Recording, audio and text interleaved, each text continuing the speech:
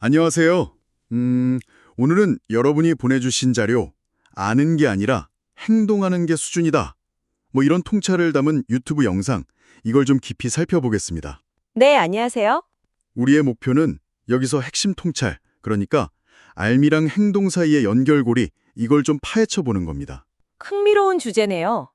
특히 사도 바울하고 빌립보 교인들 관계를 통해서 본다는 게 재밌어요. 네, 맞아요. 자, 그럼 바로 시작해 볼까요? 좋습니다. 단순 지식 습득, 이걸 넘어서 실제 삶에서 어떻게 드러나는지 거기에 초점을 맞춰보죠. 핵심 주장은 결국 행동이 수준을 결정한다. 이건데요. 바울과 빌립보 교회 관계가 이걸 아주 잘 보여준다고 하죠.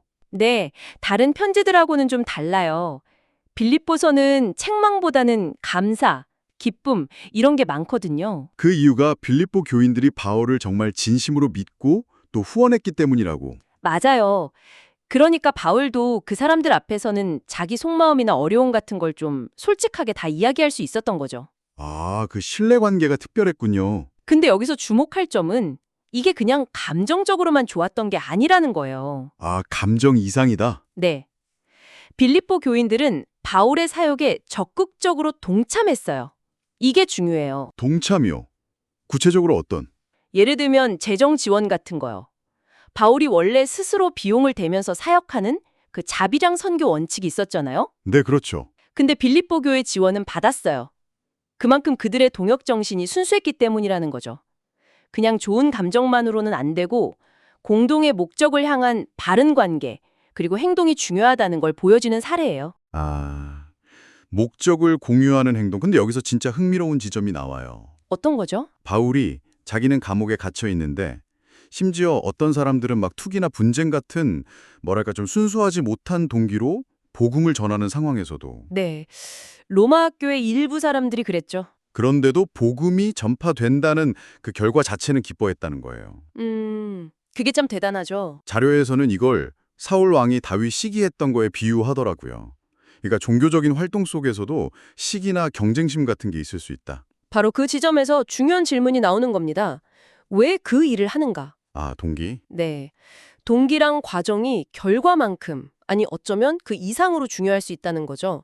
하나님은 결과만 보시는 게 아니라 과정이랑 그 의도를 보신다고 하잖아요. 그렇죠. 바울이 그런 불순한 동기에도 기뻐할 수 있었던 건 자기 자신한테 초점을 맞춘 게 아니라 복음 전파라는 궁극적인 목적에 집중했기 때문이에요. 목적이 중요하군요. 네, 공동체 안에서 시기나 경쟁에 빠지지 않으려면 하나님이 부르신 원래 목적, 이걸 잊지 않는 게 핵심인 거죠.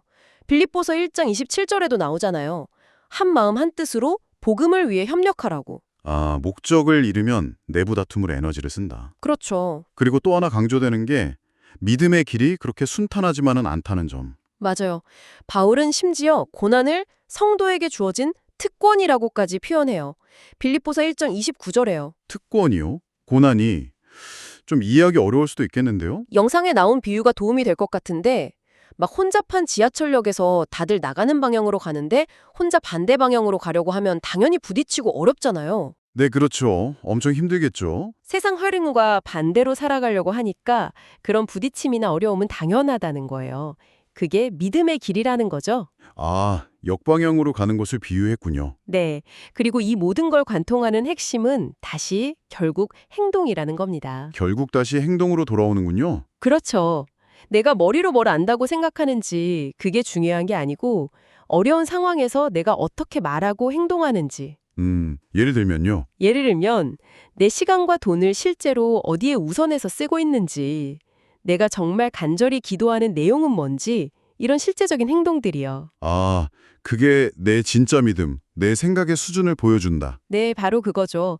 행동은 그냥 지식의 결과가 아니라 그 지식이 진짜인지를 증명하는 거라고 볼 수 있어요. 행동의 증명이다. 네, 결국 당신의 행동이 당신의 수준을 말해주는 겁니다. 자, 그럼 정리를 좀 해보면요.